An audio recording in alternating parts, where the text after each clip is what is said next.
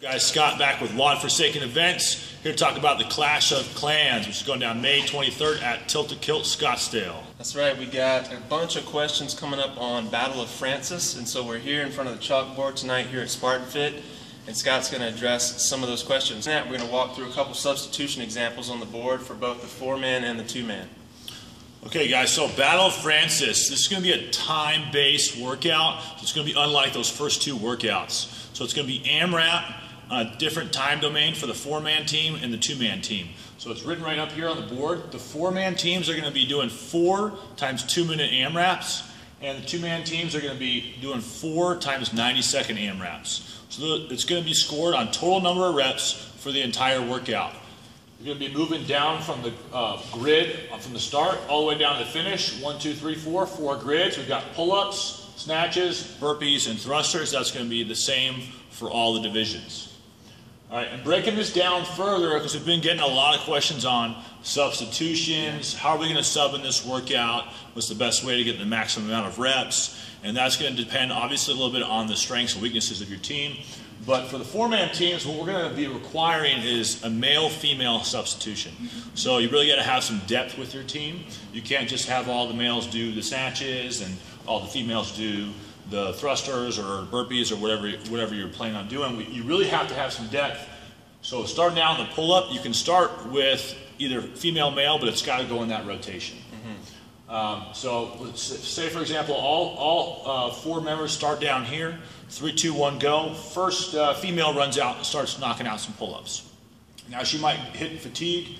At that point, it's probably going to be a good idea to run back to the start line, tag your teammate, which would be a male, and the male would run out to the grid and keep acquiring more repetitions. Now the key for the teams out there to get the maximum amount of reps is never hitting that point of fatigue and having somebody on the grid that's missing reps or hitting failure or close to failure.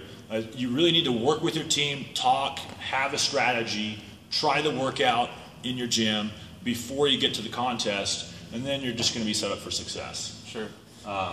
So questions are always coming in about how the substitution works, so maybe we can dive into that first. Let's say, since you mentioned 4-man, let's start with 4-man, and let's just run through some specific examples of how a 4-man team could sub in and out. Yeah, okay, so let's give you one quick example.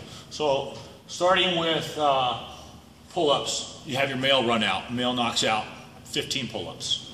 Run back, tag female, female runs onto the grid, another 15 pull-ups. At that point, let's say 2 minutes has gone by, which it may have not, but let's just use that for example. So if the 2 minutes expires, the next 2 minutes is going to start instantaneously on the snatch. There's no transition time. Right. So it's going to go, 2 minutes is up, 2 minutes on the snatch starts. At that point, whoever is on the grid can either run up to the barbell and start acquiring reps on the snatch, or he or she can run back, tag that teammate of the opposite gender, and then that person's going to run up to the snatch and start acquiring reps. Right. So let's say a person gets up to the snatch, they do 15 reps, they run back, tag a teammate, and that person runs out. So really the substitutions are just going to come out to, how many reps are you going to get before you get tired where you need to run back and substitute. And then one thing to keep in mind for you teams out there that are planning how to do this strategy is keep in mind that this grid is going to be about 60 feet long. So as you get towards those burpees or the thrusters, you're going to have to be running back and forth a lot. Right, so you really want to plan out those substitutions. And the other thing is you cannot have a team member sit out. Correct. Right? So every team member has to do at least 1 rep. So you want to plan for this, consider that. You can't have 2 people on the sideline, 2 people doing all the work. Yeah, I don't know that you would want to anyway, but we do have a minimum requirement of 1 rep, and that doesn't have to be on each movement. So I think that was the big question is, does everybody have to do a pull-up? The answer is no, okay? We just need that each teammate enters the grid at some point and then does 1 rep. Exactly right. Exactly right. So I think that was the big question. Only one person is working at a time on this. So you're always running back to tag teammate back in.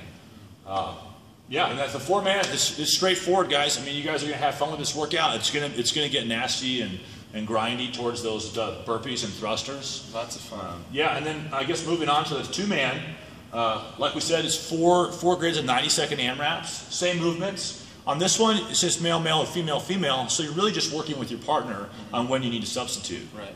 So you may see a lot of frequent substitutions early in the grids, right, to try to stay fresh, right. Because you know as you get deeper in the movements with burpee and thrusters, you're going to start to gas. Yeah, and as you get deeper into the grid, your transition times are going to change drastically, right? So you're going to want to consider that if you get to thrusters and you're burnt, and all of a sudden you have to run back after one rep, no bueno. So just come back after the third grid, get your fresh partner in there, let them go.